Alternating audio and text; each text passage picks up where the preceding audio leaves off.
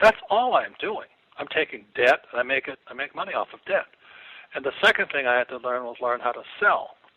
So that's why I recommend Donald Trump and I recommend network marketing, is because, entrepreneurs got to sell. That's all I'm doing all day long is selling. So let me talk to you about debt and how I look at things. Next door to me is a property.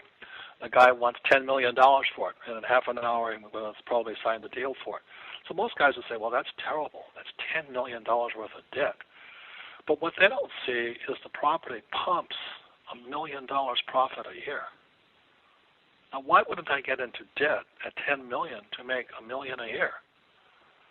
To me, that's common sense.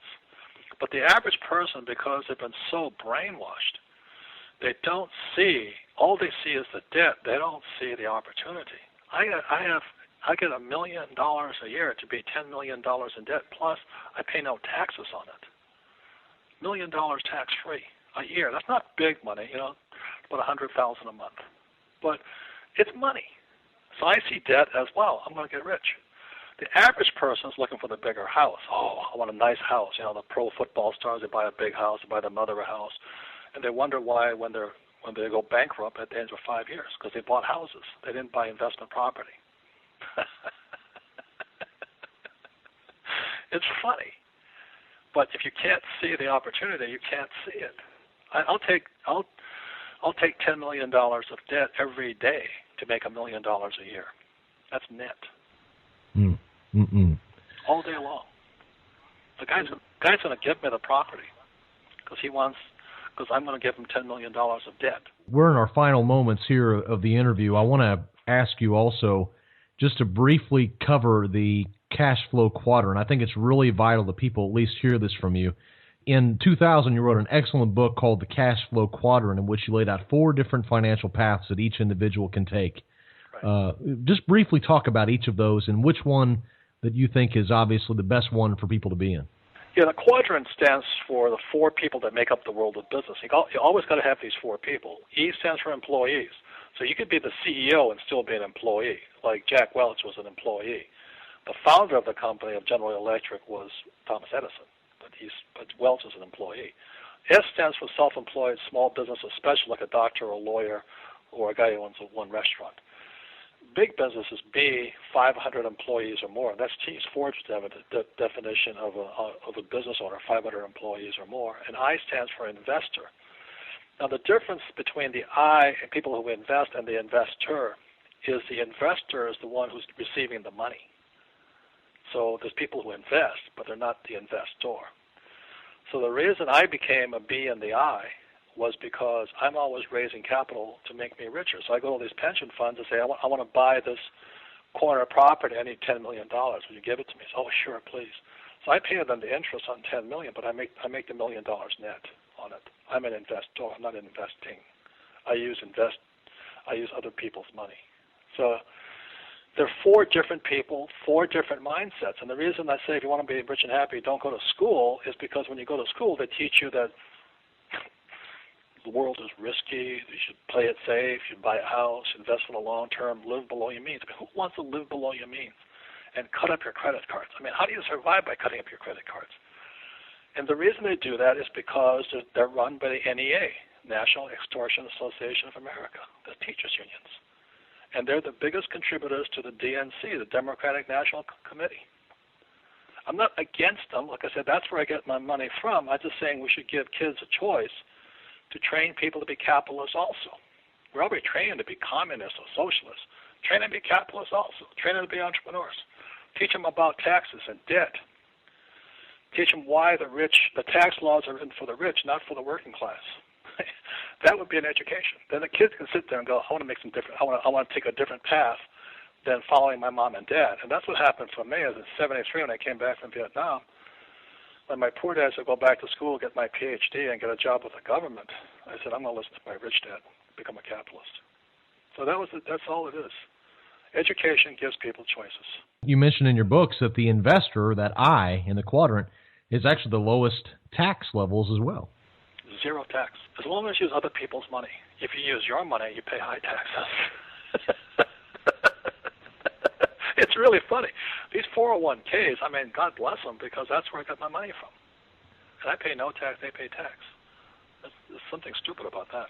Robert, where do you see gold and silver heading over the next 12 to 24 months?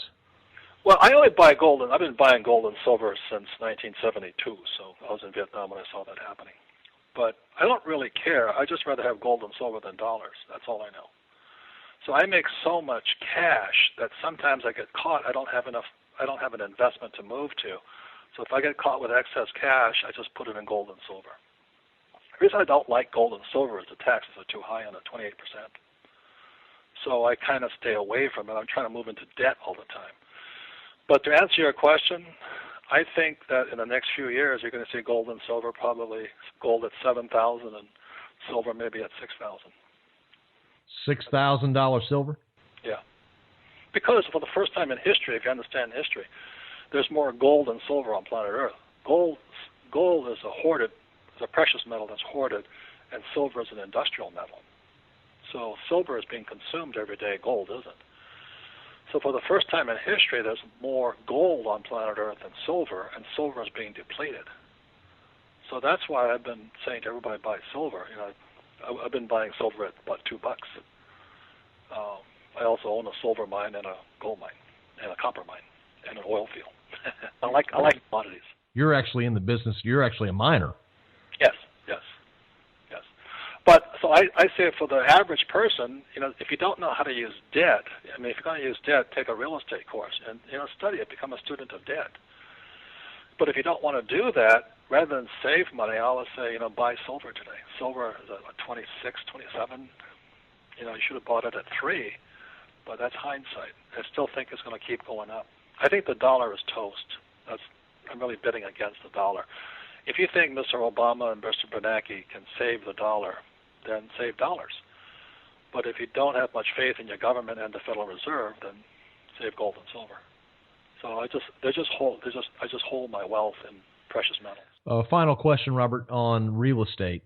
We've been through a massive subprime crisis in 2007, 2008. And, of course, now we're still having a lot of fallout. There's a lot of uncertainty about the U.S. real estate market. What's your macro view telling you, your experience in real estate? You're obviously buying and acquiring because you're finding deals. But for the average investor out there who doesn't have a whole lot of training, is this a dangerous time to be getting into real estate? Well, is brain surgery dangerous? You know what I mean? You've got to take classes. I take classes constantly. I'm always in real estate classes. I'm always in business classes. So I took, back in 1973, I took a 3-day course, cost me $385. Today, probably about $5,000. But that $385 course for 3 days has made me a multimillionaire over and over and over again. You see, the dollar is debt. It's not real estate. It's debt. Can you take debt and make money out of it? Most people can't. So when you don't take a real estate course, what are you doing to yourself? And you look at what's going to happen. The population right now in the U.S. is about 330 million. It's expected to go to 400 million in a few years. They all have to have some place to live, or they'll live under the street, So all of my properties, like Donald Trump is extremely high-end. I'm in workforce housing. I invest in places where Texas and Oklahoma specifically, because that's where the oil jobs are. Coincidentally, that's where my oil fields are, too. So I provide the oil rigs, and then my workers stay in my apartments. So real estate is basically debt and jobs. And as long as the populations keep increasing, I'm doing better and better and better. And people can't afford their houses because they can't get financing today. Many of them are moving into my lower rent income houses. So my vacancies are actually really low today, about 96% occupied. And then on top of that, interest rates were at 7%. Now they're down to 5%. You think I'm taking 2 points, 2 percentage points on probably $100 million? How much that's worth to me? Plus, I don't pay tax on it. I love capitalism. And that's all I'm saying to people is you want to be a communist, go to school. You want to be a capitalist, you got to go someplace else. Robert, if you could leave our audience with one thought or one idea, what would you leave them with? Well, your greatest asset is your mind. But if you don't invest in it by, attending classes and have coaches, and that's what we do, is we provide people the wherewithal to expand their mind. The mind is unlimited. It's like I said, I mean, this guy comes up to me and says, I want $10 million for that property. I said, how much money will I make? Is this $1 million a year? I'll take it. But the average person will say, I don't have $10 million. Well, they just lost $1 million of tax-free income. What is that worth to you? Oh, I just don't want to take the time. I said, okay, good. You made your choice. I made my choice back in 1973. I'd rather see the $10 million worth of debt and make $1 million profit tax-free. That makes sense to me. To people like my poor dad, it doesn't make sense. Does that make sense to you? Sure does. And whatever makes sense to you. To me, to work hard all my life and get paid $250,000 a year and pay $175 of that in taxes is stupid. I'd rather make $1 million a month and pay no tax. But that takes education. And I spent my life training to do that. You hear a compounding interest. Well, there's compounding education also. So the more you learn, the more you make, the less you pay in tax.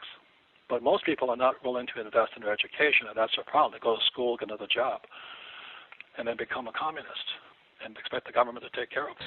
Well, I really appreciate your dedication to helping people understand, opening their eyes. You've written tons of books. They have all had the same information you're talking about right now. So I would encourage people, at least if they haven't read Rich Dad, Poor Dad, to go out and get it. And if they have, I think The Conspiracy of the Rich is a book they should go pick up.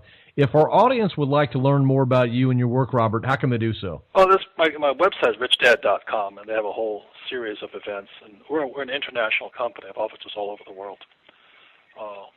But we have programs. I think the best thing I ever did was create the Cashflow Boardgame, because that's how I learned. I started playing Monopoly. And the game Monopoly, 4 greenhouses, 1 red hotel, that's all I needed to know. I said, every month I have 1 greenhouse, I get this, 1 red hotel, I get this much. He goes, yeah. So why would I go to school? So now I own red hotels. Interesting. That makes sense to me. And I pay no tax. That makes sense to me. I provide a lot of jobs. That makes sense to me.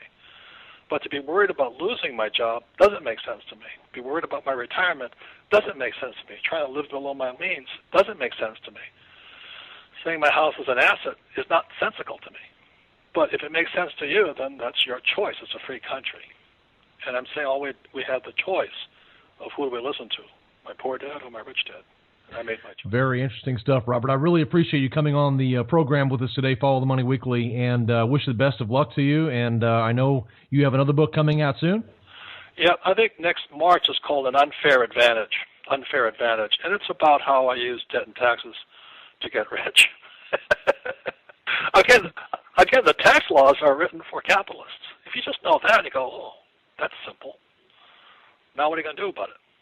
But if you went to school, you're being trained to be a proletariat, communist, labor unions. So you'll be getting into the rules of the rich in that book as well, kind of delving into, because many people don't realize that tax laws not only favor the rich, they make the rich richer. The tax laws are incentivized by the government to have capitalists do what the government cannot do, like provide housing and drill for oil. I drill for oil, I strike oil, and I get, I get a 28% return. I put, let's say, $100,000 into an oil project. I get a $28,000 return on my money day one. So that's why when I look at gold and silver, I'm taxed at 28%. Why would I do that? So the moment I drill for oil, I got 28% return.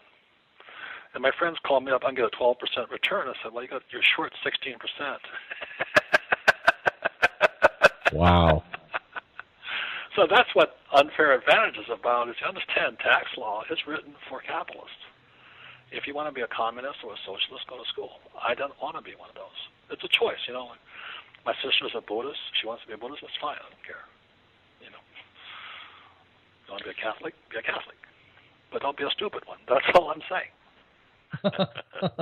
All right. Well, my guest has been Robert Kiyosaki. The book, Rich Dad's Conspiracy of the Rich, available in all bookstores, on the web at richdad.com. Robert, it's been an absolute honor. Thank you so much for your time, my friend. Oh, thank you. Great interview. Appreciate it.